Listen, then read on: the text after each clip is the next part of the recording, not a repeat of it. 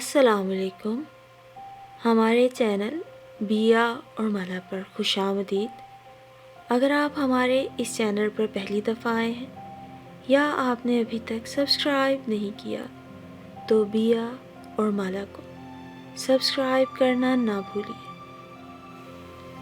एक वो दिन था आज से कई साल पहले जब एक शाम अब्बा जी के बेहतरीन दोस्त एजाज शाह हमारे घर आए।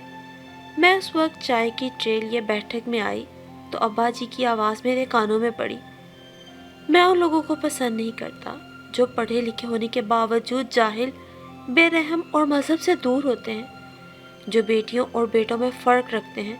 बेटों को तो आला तालीम दिलवाते हैं जबकि बेटियों को या तो तालीम दिलवाते नहीं या वाजिबी सी तालीम हासिल करवा के अपना फ़र्ज़ अदा कर देते हैं।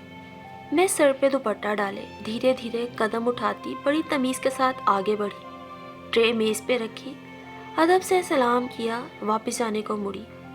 बेटी समी, एक गिलास पानी तो ला दो। अब्बा जी की गुफ्तगू से मुतासिर एजाज चचा ने धीमे से मुझे पुकारा और मुशफ़्फ़क़ लहजे में कहा। मैं जी अच्छा कहकर कमरे से चली आई। जब ही भैया की कुरख्त आवाज़ कानों में आई, अम्मी, ये समी कहाँ आवारागर्दी करती रहती है सारा दिन?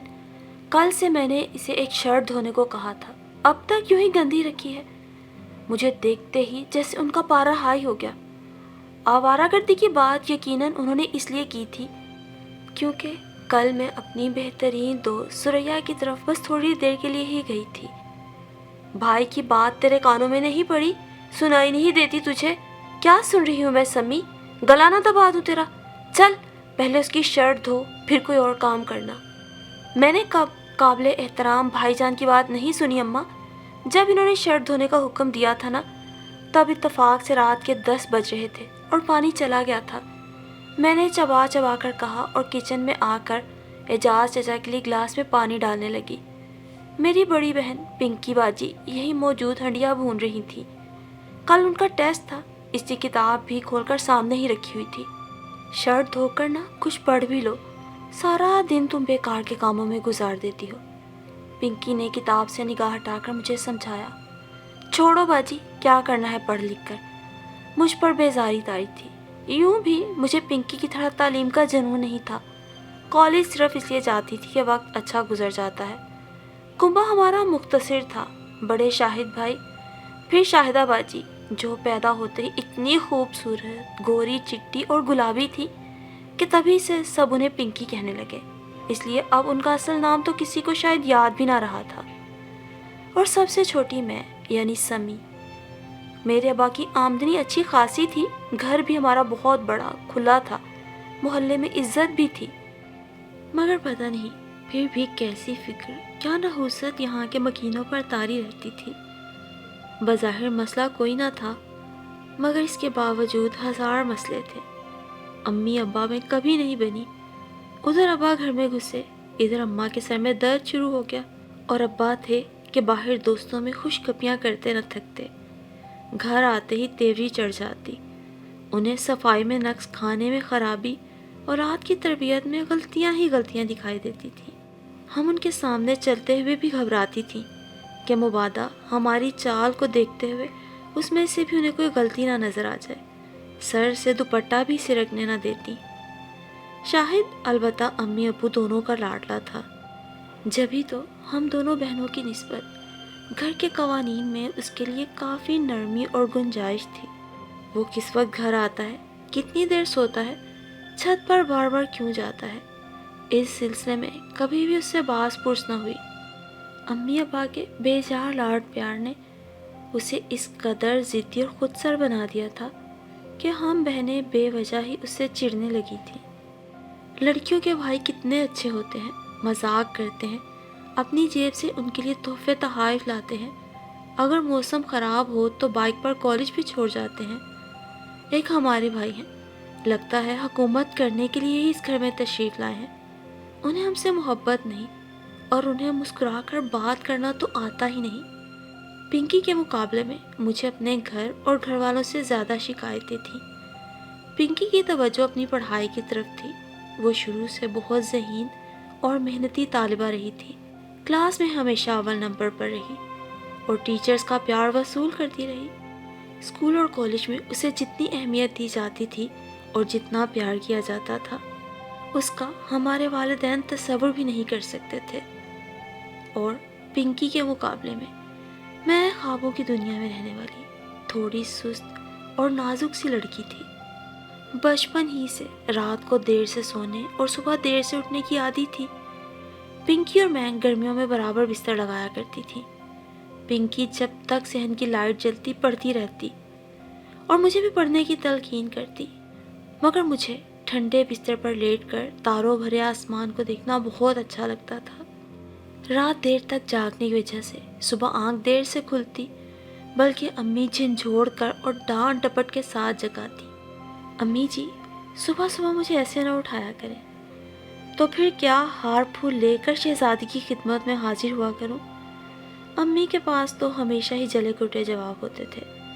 سارا دن بے شک ڈانٹتی رہیں، مگر صبح کو مجھے پیار سے اٹھایا کریں۔ یہ درخواست میں نے ان سے کئی بار کی تھی، مگر منظور ہونے میں نہ آتی تھی۔ میری خواہش تھی کہ امی ابا کبھی مجھ سے بھی نرم گرم سا پیار کریں، جیسے میری باقی دوستوں کی مائیں ان سے کرتی ہیں، مگر یہ پیار مجھے نہ ملتا۔ بہت چھوٹی تھی تو امی کی خوشی کی خاطر بڑے بڑے کام کرتی، مگر ان کی طرف سے کبھی بھولے سے شاباش بھی نہ ملی۔ پھر میں نے کام کرنا ہی چھوڑ دیے۔ کیا فائدہ جب کسی کو ہماری پرواہ ہی نہیں۔ لوگوں کی اتنی ساری بیٹیاں ہوتی ہیں، پھر بھی وہ بیٹیوں سے پیار کرتے ہیں۔ ایک ہمارا گھر ہے، 2 بیٹیاں ہی پہاڑ لگتی ہیں، جبکہ یہاں دولت کی کمی بھی نہیں جو جہیز بنانے کے خیال سے ان کی نیندیں حرام ہو جائیں۔ اسکول سے واپس آ کر ہم دونوں بہنیں گھر کے کاموں میں جٹ جاتی، ساتھ ساتھ پنکی مجھے اپنی کلاس میں پیش آنے والے دلچسپ واقعات سناتی رہتی۔ آج ٹیچر نے سب کے سامنے میری اتنی تعریف کی۔ آج ٹیسٹ میں میرے سب سے زیادہ نمبر آئے۔ ٹیچر نے یہ کہا۔ آج میں نے ٹیچر کے ساتھ مل کر کلاس کی کاپیز چیک کی۔ مجھے اس پر بڑا رشک آتا۔ گھر میں نہیں تو اسکول میں اس نے کتنی اہمیت حاصل کر لی تھی۔ تم بھی محنت سے پڑھا کرو سمی، پھر سب ٹیچرز تم سے بھی پیار کریں گی۔ وہ مجھے سمجھاتی، مگر کوشش کے باوجود بھی میں زیادہ نہ پڑھ پاتی۔ کتاب سامنے کھولے میں دور خوابوں کی وادی میں بہت دور نکل کھڑی ہوتی، جہاں پیار کرنے والے لوگ ہوتے، اچھا کھانا، اچھے کپڑے ہوتے، جبکہ یہاں اس گھر میں ہفتے میں 4 دن موسم کی سبزی پکتی تھی۔ اگر ہمیں نہیں پسند تو نہ صحیح، امی ابا میں کوئی اور بات ملے نہ ملے، مگر ایک بات تو طے تھی، دونوں کنجوس مکھی چوس تھے۔ مجال ہے جو کبھی گھر میں سویٹ ڈش بن جائے۔ پلاؤ مہینے میں صرف 1 بار، گوشت 2 بار اور بس، باقی کے دن الا بلا۔ مہمانوں کو بھی خالی چائے پٹر کھانا ان کے خیال میں عین مناسب تھا۔ ہم بہنوں کو جیب خرچ کے نام پہ اتنے کم پیسے دیے جاتے، 5 روز تک جمع کر کے چھٹے روز کینٹین جانے کے قابل ہوتی۔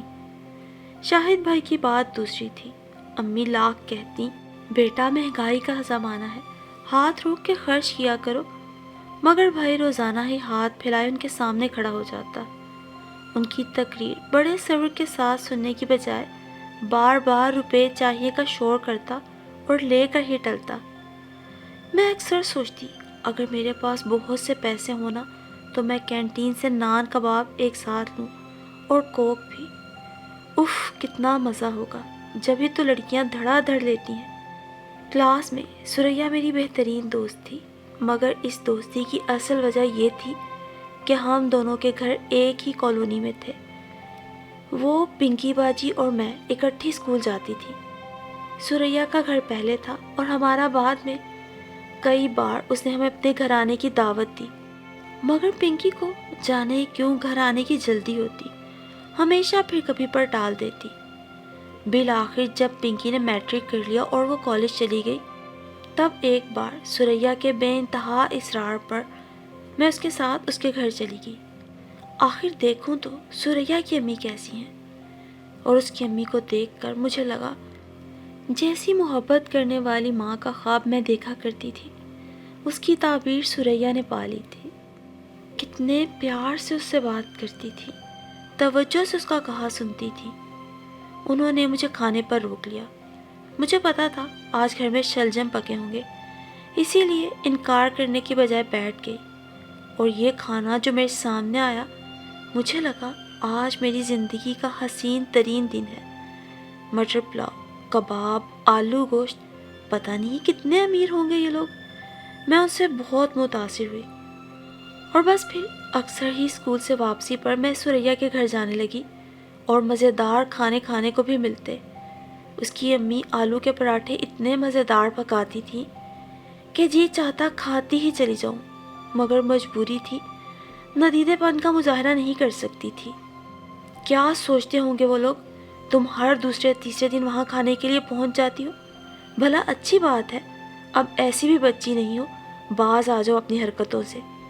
جب میں پنکی سے ان کے ہاں پکنے والے کھانوں کی باتیں کرتی تو وہ الٹا مجھے ہی ڈانٹنے لگتی۔ باجی، سوریا کے ابو ہمارے ابا جی سے زیادہ تو نہیں کماتے، مگر پھر بھی ان کے گھر میں ہمارے گھر سے کہیں اچھا فرنیچر ہے، کپڑے بھی وہ اتنے اچھے پہنتی ہے، اور کھانے تو بس۔ میں آنکھیں میچ کر مزہ لے کر اسے بتاتی۔ بدتمیز ندیدی، پنکی مجھے ڈانٹنے لگتی۔ پھر میٹرک کے بعد سوریا کا ساتھ بھی نہ رہا کہ دونوں کے کالج مختلف تھے۔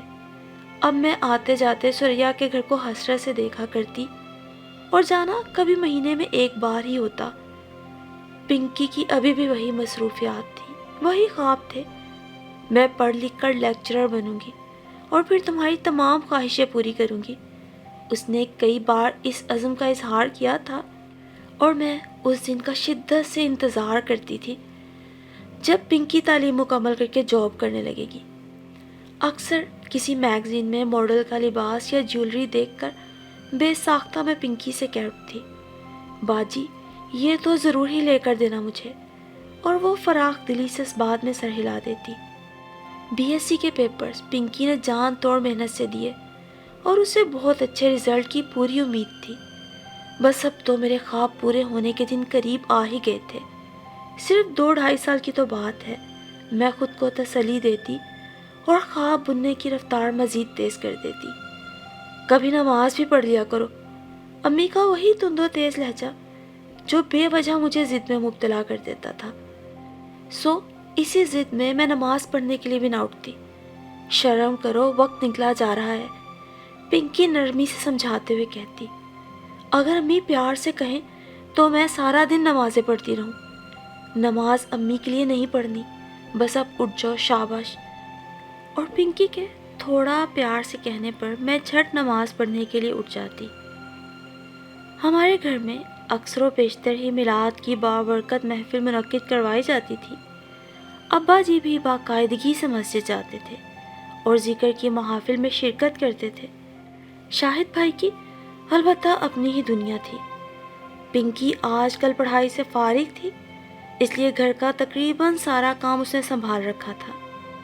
میں فارغ اپنے سامنے کتابیں کھولے خواب بننے میں مصروف رہتی۔ مجھے لگا کرتا تھا زندگی میں ایک دن ضرور مجھے اپنے خوابوں کی تعبیر حاصل ہوگی۔ جبھی تو ایک روز جب ابا کے دوست اعجاز چچا اپنی بیوی اور دونوں بیاہتا بیٹیوں کے ساتھ ہمارے یہاں آئے، ان کی آمد سے زیادہ حیرت مجھے اس بات پر تھی کہ مہمانوں کو خالی چائے نہیں دی گئی، بلکہ سموسے، بسکٹ، کیک اور مٹھائی بھی ساتھ رکھی گئی۔ میں تو انتظار کر رہی تھی کب مہمان جائیں اور ان کی بچی ہوئی اشیاء پر ٹوٹ پڑوں۔ وہ لوگ بھی صبر کا امتحان لینے پر تلے ہوئے تھے۔ کافی دیر بیٹھے رہے اور جاتے ہوئے پنکی کو خوب بھینچ کر پیار کرنے کے بعد اس کے ہاتھ پر 500 کا نوٹ رکھ دیا۔ میں نے چونک کر باجی کی صورت دیکھی، جن کا رنگ خطرناک حد تک پیلا پڑ رہا تھا۔ کیا ہے یہ؟ غیر ارادی طور پر میرے منہ سے نکلا۔ ہم نے تمہاری باجی کو اپنی بیٹی بنا لیا ہے، ہم نے انہیں اپنے صادق کے لیے پسند کر لیا ہے۔ میرے اور پنکی کے گرد ایک دم جیسے دھماکے ہونے لگے۔ صادق، وہ بمشکل میٹرک کرنے والا کالا کلوٹا، چھوٹے سے قد کا، بھلا اس کا پنکی کے ساتھ کیا جوڑ؟ میں نے پر احتجاج نظروں سے امی کی طرف دیکھا، وہ میرے تاثرات پہچان کر کڑے تیوروں سے مجھے گھور رہی تھی۔ خواتین کے جاتے ہی پنکی بھی رونے لگی اور کہہ دیا، مجھے ابھی شادی نہیں کرنا، میں پڑھنا چاہتی ہوں۔ بس بیوی، بند کرو یہ رونا دھونا، میں بیٹیوں کو سر پہ چڑھانے کی قائل نہیں، بہت پڑھ لیا، اب اپنے گھر جانے کی تیاری کرو، میرے لیے شادی کی رہ گیا ہے کیا؟ ہے بد زبان، بے شرم، بے حیا، خبردار جو زبان سے ایک لفظ بھی اور نکالا۔ امی تو جیسے مارنے کو دوڑی۔ ہم دونوں بہنیں روتی رہیں، مگر امی نے کہہ دیا، یہ تمہارے ابا کا فیصلہ ہے، یہ لوگ ان کی رضامندی کے بعد ہی یہاں آئے تھے، تم نے جو بھی کہنا ہے ان کے سامنے کہنا۔ اور بھلا ابا کے سامنے ہم بول سکتے تھے؟ میں نے جل کر سوچا اور اپنی ماں بالکل غیر اور بے حس عورت لگی مجھے اس لمحے۔ پھر کیا، شام کو ابا گھر آئے، امی کے اور ان کے درمیان دیر تک بات چیت ہوتی رہی اور بے چین سی پنکی برآمدے میں ادھر سے ادھر چکر لگاتی رہی۔ میں چائے بنا کر ابا کو دینے گئی تو پنکی بھی کمرے میں آ گئی۔ ابا جی، مجھے یہ رشتہ قبول نہیں ہے۔ ڈرپوک سی، صلح جو سی میری بہن کی اتنی جسارت، میرا دل خوف سے کانپنے لگا۔ میرے ہاتھ سے چائے کا کپ گرتے گرتے بچا اور ابا بھی حیران سے پنکی کی صورت دیکھنے لگے۔ کیا واقعی یہ بات پنکی نے کہی ہے؟ کیا کہا تم نے؟ یقیناً انہیں یقین نہیں آیا تھا جو ان کے کانوں نے سنا۔ کہا بھی وہی گیا ہے، مجھے یہ رشتہ قبول نہیں ہے، میں ابھی پڑھنا چاہتی ہوں۔ میں نے دیکھا یہ سب کہتے ہوئے پنکی باجی کا دل یوں دھڑک رہا تھا گویا ابھی پسلیاں توڑ کر باہر آ جائے گا۔ میں نے چاہا باجی اور ابا جی کے درمیان آ جاؤں، باجی کو ان کی نظروں سے نکلتے شعلوں سے بچا لوں۔ تم سے کسی نے پوچھا ہے کہ تم کیا چاہتی ہو؟ لہجہ تھا یا لپکتی ہوئی آگ؟ مگر میرا یہ فیصلہ، یہ جملہ پورا ہی نہ کر سکی وہ۔ اس کی ہمت جواب دے گی، تمہیں ہم نے پالا پوسا، اتنا بڑا کیا، تعلیم دلوائی، اچھا کھلایا، اچھا پہنایا، بدلے میں تم سے کچھ نہیں مانگا۔ مانگتے بھی کیوں، تم دے ہی کیا سکتی تھی؟ اولاد ہو ہماری، ہمارا پورا حق ہے تم پر، چاہے تو بیاہ دے، چاہے تو ساری عمر کنوارا ہی بٹھائی رکھے۔ ابا جی، میں نے کچھ کہنے کے لیے منہ کھولا۔ خبردار جو تم لوگوں نے کوئی بکواس کی، میں زبان کھینچ لوں گا، چلو دفعہ ہو جاؤ دونوں یہاں سے۔ ہم دونوں وہاں سے چلی آئیں۔ کمرے میں آ کر میں نے باجی کو گلے لگایا اور رونے لگی، جبکہ باجی بالکل خشک آنکھیں لیے کھڑی تھی۔ وہ کسی طرح بھی تمہارے قابل نہیں ہے، وہ میری بہن کے ہرگز لائق نہیں، میں نے روتے ہوئے کہا۔ بس امی، چپ کر جاؤ، رونے دھونے سے مسئلے حل نہیں ہوتے، میں اپنا احتجاج جاری رکھوں گی۔ مگر باجی کا یہ احتجاج بے فائدہ ہی رہا۔ اس نے اماں سے کہا، باپ سے بھی کہا، مگر ماں باپ کا فیصلہ تو پتھر پر لکیر تھا۔ ابا جی نے کہہ دیا تھا، اگر یہ رشتہ منظور نہیں نا تو میرا گھر چھوڑ کے چلی جاؤ، ہم سمجھیں گے ہماری ایک ہی بیٹی تھی، ہماری کوئی دوسری بیٹی تھی ہی نہیں، گھر سے چلی جاؤ۔ ایسی کڑی سزا تجویز ہو گئی اس کے لیے، وہ سن ہو کر رہ گئی۔ میرا فیصلہ اٹل ہے، اب اگر تمہیں صادق پسند نہیں تو اپنے کپڑے اٹھاؤ اور نکل جاؤ یہاں سے۔ پنکی بھی جانتی تھی دنیا ابا جی سے بھی زیادہ ظالم ہے، سو اس نے ہونٹ سی لیے، سارا دن اپنے کمرے میں بند رہتی۔ میرا دل اس کے دکھ سے پھٹا چلا جاتا اور میں چپکے آنسو بہاتی رہتی۔ اور پھر شادی کی تیاریوں میں ہم دونوں نے امی کا بالکل بھی ساتھ نہ دیا۔ کبھی میں سوچا کرتی تھی پنکی باجی کی شادی پر خوب چمک والا مہنگا سوٹ بناؤں گی، ڈھولک بجاؤں گی، گانے گاؤں گی، مگر اب تو جیسے سارے جذبے مر گئے۔ شادی کے روز میں نے وہی پرانا جوڑا پہنا تھا، تھکی ڈھیلے ڈھالے انداز میں ادھر ادھر کام نمٹاتی رہی۔ اور پھر نکاح کا وقت آیا تو غم سے میرا دل پھٹنے لگا۔ ہائے میری اتنی لائق، اتنی پیاری بہن کی قسمت۔ کمرے میں اس وقت کافی مرد موجود تھے، وہ سب میری بہن سے اس کا اقرار لینے آئے تھے۔ پہلی بار پوچھا گیا، پھر دوسری بار، جواب ندارد۔ پنکی کی آنکھیں سامنے اس پاٹ دیوار پر جانے کیا دیکھ رہی تھی، اور خود وہ پتھر کے مجسمے کی طرح بے جان دکھائی دیتی تھی۔ تمہیں یاد ہوگا پنکی، اب اس گھر میں تمہارے لیے کوئی جگہ نہیں ہے، رشتہ قبول کرو چاہے نہ کرو، امی نے کہا۔ اور پھر کیا؟ پنکی نے ہاں کر دی، اور پھوٹ پھوٹ کر روتی اس لڑکی کو دیکھ کر میں نے سوچا، اس سے پہلے کہ میرے ساتھ بھی ایسا ہو مجھے ہی زہر کھا لینا چاہیے۔ اور شکر ہے، جیسے انسان کے تمام سہانے خواب پورے نہیں ہوتے، ویسے ہی وہ اپنے تمام برے عزائم کے سامنے بھی بے بس ہوتا ہے، ان پر عمل نہیں کر سکتا۔ پنکی بیاہ کر رخصت ہوئی تو جیسے گھر پر سناٹوں کا راج ہو گیا۔ اب تو میرا گھر میں بھی دل نہ لگتا تھا۔ اماں کی وہی بد مزاجیاں اور ابا کا وہی چڑچڑاپن، بھائی کی اپنی زندگی تھی۔ میں نے تھک ہار کر پڑھائی میں ہی دل لگانے کی کوشش کی۔ اس دن کالج میں میرا تیسرا پیریڈ تھا، اسلامیات کا پیریڈ تھا وہ۔ میں بہت سست سی بے دلی سے لیکچر اٹینڈ کرنے کے لیے بیٹھی ہوئی تھی۔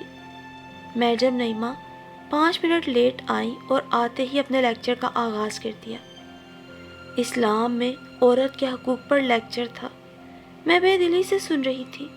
اسلام وہ واحد مذہب ہے جس نے عورت کو اس قدر حقوق دیے۔ آج مغرب میں عورت کی آزادی کی بات تو ہوتی ہے، مگر وہ سب بے راہ روی ہے، لا دینی باتیں ہیں۔ اسلام سے زیادہ حقوق عورت کو کوئی اور مذہب دے ہی نہیں سکتا، حتیٰ کہ جائیداد میں عورت کا حق ہے۔ اسلام نے تو عورت کو پسند کی شادی کا بھی حق دیا ہے۔